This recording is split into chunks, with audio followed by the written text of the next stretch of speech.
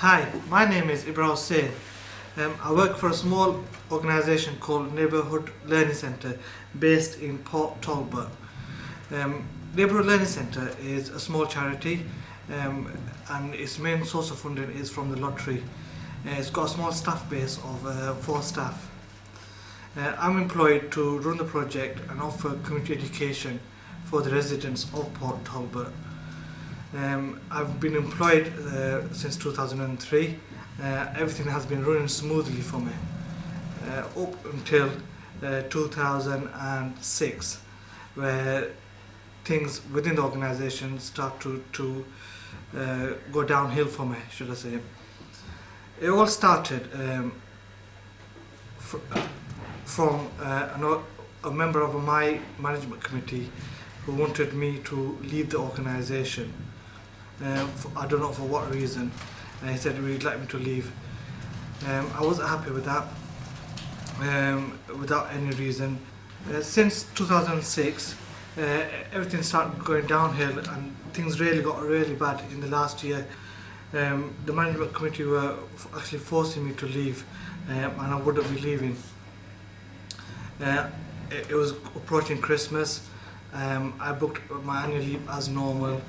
I had 2 weeks off, and through my post, all of a sudden I had a disciplinary letter sent through saying I'm on suspension.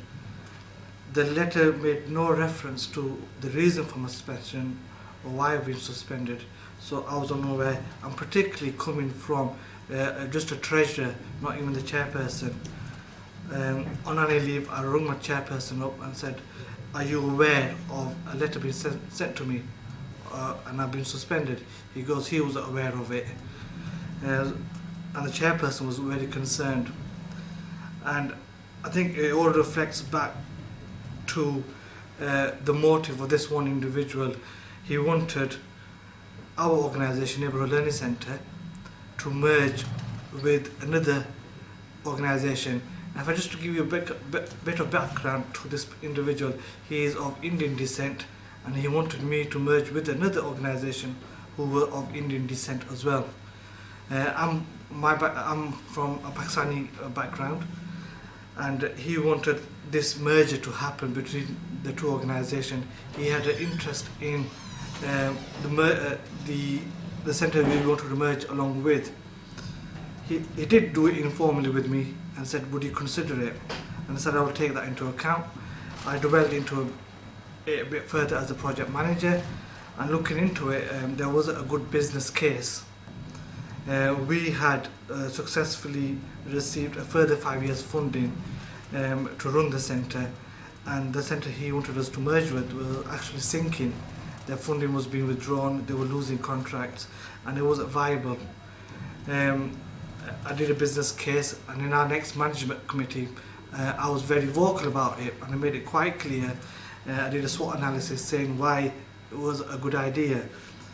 And this Indian person, our treasurer, didn't like it at all, and for that reason he was out to get me. I think that's one of the reasons I was put on suspension, so behind the scenes they can get this merger done whilst I'm on suspension. So whilst on suspension, I raised it with the chairperson. He was unaware. He said he would look into it further, but this time this individual had changed the locks of the centre, had somehow dissolved the whole committee including the chairperson, and he was deluded to what was happening as well. Bearing in mind, I did raise a grievance before I went on annual leave as well. So the grievance was not acknowledged because I was being bullied of trying to get this merger to go through, and I was agreeing with it. And he did acknowledge the grievance, neither did he call me in so he can investigate this grievance, but sent me a suspension letter instead. For all my service for Neighbourhood Learning Centre, we were serving a nice Pakistani community.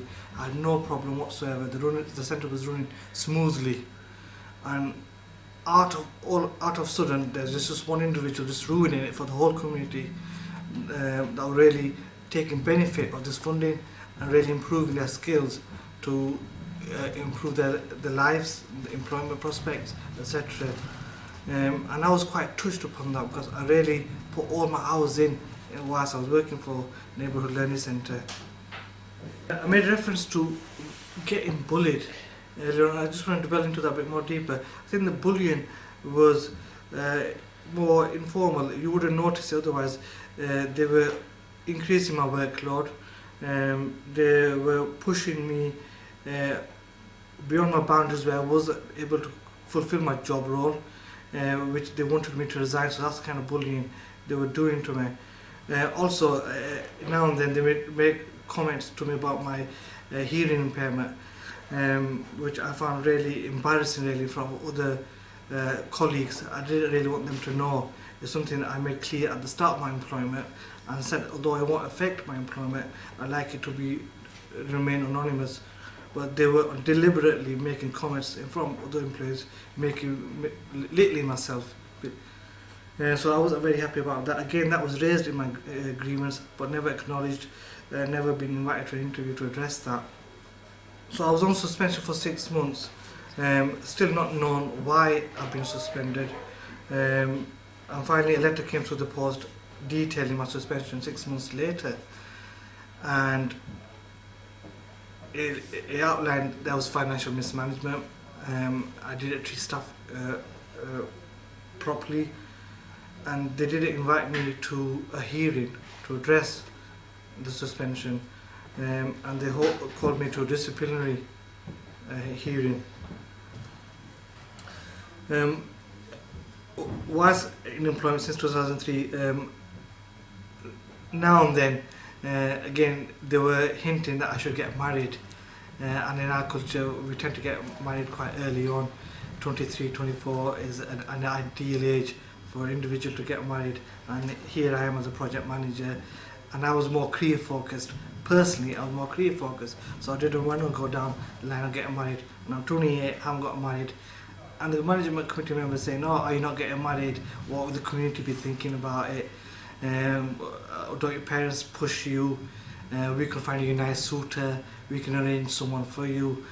And which is quite embarrassing, particularly when there's clients coming through the door now and then, because it was an open shop front where people used to come and go. I didn't mind it too much coming from the community that I was serving. That was okay, but coming from the committee members was quite hurtful to me, I'd say, at some point. Prior to me starting in 2003, there was an Indian manager who was running the centre, and when looking into some of the paperwork left in the building, I found that he couldn't account for £18,000 worth of government funding, clearly, and it appears because he was Indian and the committee were Indian, they solved it in-house. Hence they were saying to me, don't join a trade union, we'll sort it in-house. The Indian manager was allowed to retire on full pension, and there was my case where they was investigating it in detail in something that I haven't done. There was just alleged allegations. I know there was any mismanagement at all, but yet they're going through asking all these questions but not doing it in the right sequence.